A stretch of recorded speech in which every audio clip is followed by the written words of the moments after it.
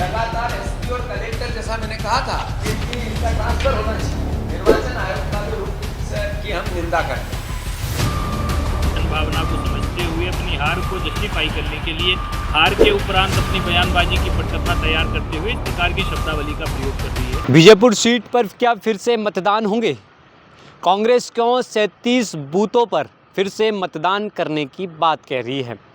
क्या कारण है कि कांग्रेस के नेताओं ने बीजेपी पर आरोप लगाए हैं कि लोगों को मतदान नहीं करने दिया है बीजेपुर में? आइए इस विषय पर बात करूं, उससे पहले मैं अपना परिचय दे दूं। नमस्कार, मैं हूं राघव शर्मा। आप देखना शुरू कर चुके हैं द लपेटा।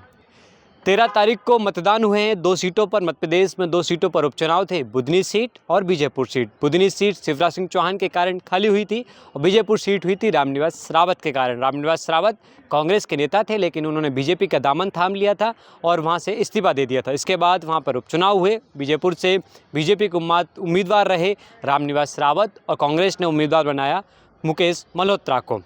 लेकिन बुधनी में चुनाव हुए, वहीं बीजेपुर में चुनाव हुए। बीजेपुर सीट पर जब चुनाव हुए तो कई हिंसा की घटना देखने को मिली, कई लोगों के साथ मारपीट की घटना देखने को मिली, कई फर्जी मतदान करने की सोशल मीडिया पर वीडियो वायरल हुई। इसी को देखते हुए कांग्रेस ने सत्तारूढ़ पार्टी यानी बीजेपी पर आरोप लगाए हैं कि लोगों को वहां पर मतदान नहीं करने दिया है 37 बूथों पर।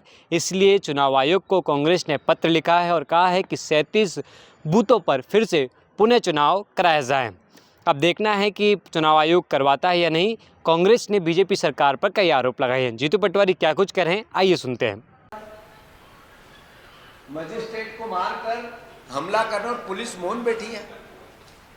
जो लगातार एसपी और कलेक्टर, जैसा मैंने कहा था, कि इनका ट्रांसफर होना चाहिए। निर्वाचन आयोग का भी रुख की हम निंदा करते हैं।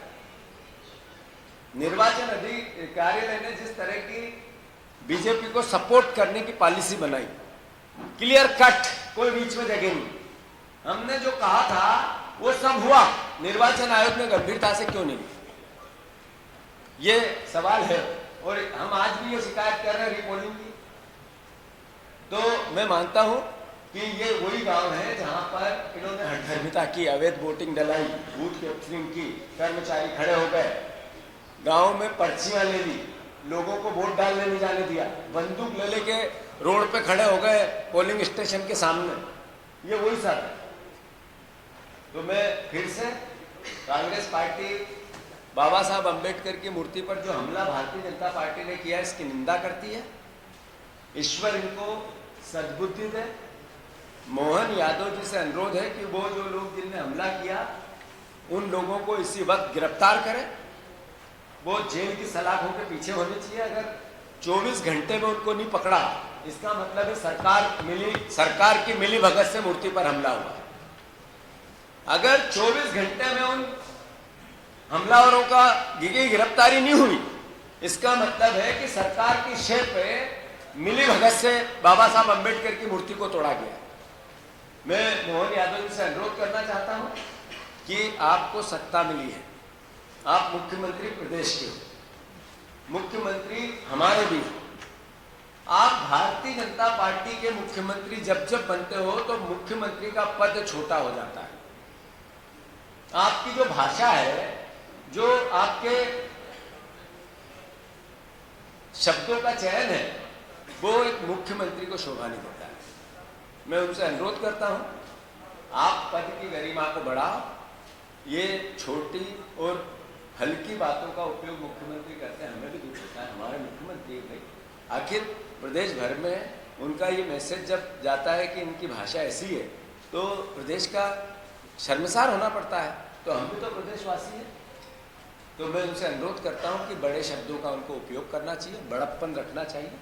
आरोप राजनीति में प्रत्यारोप होते रहते हैं, पर किस भाषा में उनकी भावना को व्यक्त करना, ये एक मुख्यमंत्री अगर सही तरीके से नहीं रखेगा तो कौन रखेगा। तो मैं आग्रह करता हूं उनसे और अनुरोध करता हूं, जैसे बुधनी में भी रमाकांत भार्गव जी का एक वीडियो आया था, थाने के अंदर चमका रहे हैं वो अधिकारी। कई उनकी राजकुमार पटेल के भाई की 3 गाड़ियां जला दी शाहपुरा में, शाहगंज में। बुधनी में भी मैंने कहा आंगनवाड़ी की कार्यकर्ता अंदर बैठ के काम कर रही है।